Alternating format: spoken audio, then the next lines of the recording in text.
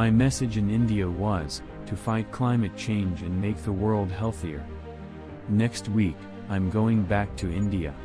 Even though I've spent a lot of time there over the years, checking out toilets and going to a village where the poorest, least served caste in India lives, I haven't been back since before the pandemic.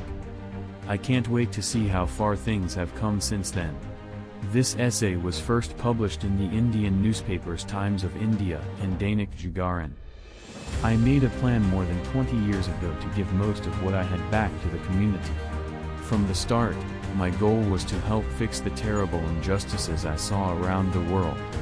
When I first started this work, global health was my main focus because it was the most unfair thing in the world and it was a problem that could be solved.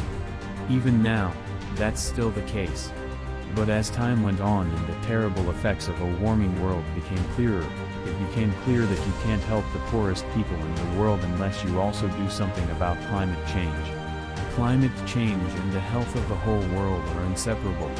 When it gets hotter, it will be harder to fight poverty because there will be less food security and more infectious diseases. This will take resources away from the people who need them the most. It's a never-ending cycle. A community is more likely to be hurt by climate change if it is poor. Extreme weather events make a community poorer, and the more they happen, the poorer it gets. We need to make progress on both problems at the same time to break the cycle. When I talk to people about this, I often get the same answer: there isn't enough time or money to solve both at the same time. But it's not true that we can only work on one thing at a time. I'm adamant that we can make progress on a lot of big problems at once, even when the world is facing multiple crises, if we have the right innovations and ways to get them to those who need them. India's amazing progress is the best proof that it is getting better. Think about the field of chickpea plants that are growing at the Indian Agricultural Research Institute, or IRI, in Pusa. These plants are the next generation. In India, chickpeas are a main crop. They are an important way for many small farmers to make money, and families all over the country depend on them for food. But climate change is making it hard to grow chickpeas. Higher temperatures could cut crop yields by up to 70%, putting people's lives and ways of making a living at risk. So, the Gates Foundation worked with India's government and sure institutions to help researchers at IRI do their jobs. They came up with a new solution: chickpea varieties that grow better in drought and have yields that are more than 10% higher. One kind is already available to farmers, and the institute is working on creating more. So, India is better able to keep feeding its people and helping its farmers even though the world is getting warmer. It's not a stretch to say that a field in During my Pusa, visits, where I get India's to see agricultural health future workers, is growing teachers, right now. scientists, We and don't yet have all the politicians. tools we It need takes to all solve those problems different like groups climate change, to pull these hunger, solutions. and health, which makes them seem impossible to solve. But I'm hopeful that we will soon, thanks in part to researchers at IRI who are coming up with new ideas. I have hope for the future because of India as a whole. It is about to become the most populous country in the world, which means that most problems can't be solved there without being solved on a large scale. And yet, India has shown that it can deal with big problems.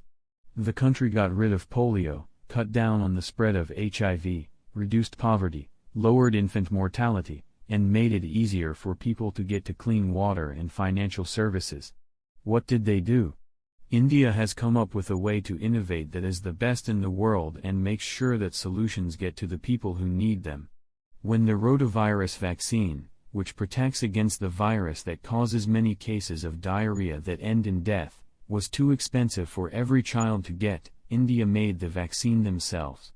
They worked with experts and funders, like the Gates Foundation, to build factories and set up large-scale delivery systems to get the vaccines to people who needed them. By 2021, 83% of 1-year-olds will have been vaccinated against rotavirus, and these low-cost vaccines are now being used in other countries around the world. There is no doubt that the problems we face today will push the limits of our creativity and ability to work together. When it comes to climate change, India is in the front line. But the progress it has made in healthcare will make its people stronger and teach them how to deal with other big problems. India can be a key part of making progress on some of the world's biggest problems because of how quickly it is growing, how well it can run large-scale programs, and how innovative its people are. Next week, I'm going to India to see for myself what innovators and entrepreneurs are doing. Some people are working on breakthroughs that will help us deal with the effects of climate change. For example, Breakthrough Energy fellow Vidyut Mohan and his team are working in remote agricultural communities to turn waste into biofuels and fertilizers. Others are coming up with new ways to help people adjust to a warmer world, like Ayari's work to make crops that can handle drought better. I can't wait to see how far the amazing partners of both the Gates Foundation and Breakthrough Energy have come already. India has a limited amount of resources, just like every other country on Earth. But it has shown us that even with that limitation, the world can still move forward. By working together and trying new things, the public, private, and philanthropic sectors can turn small amounts of money and knowledge into large amounts that can be used to make progress. I think we can fight climate change and improve global health at the same time if we all work together.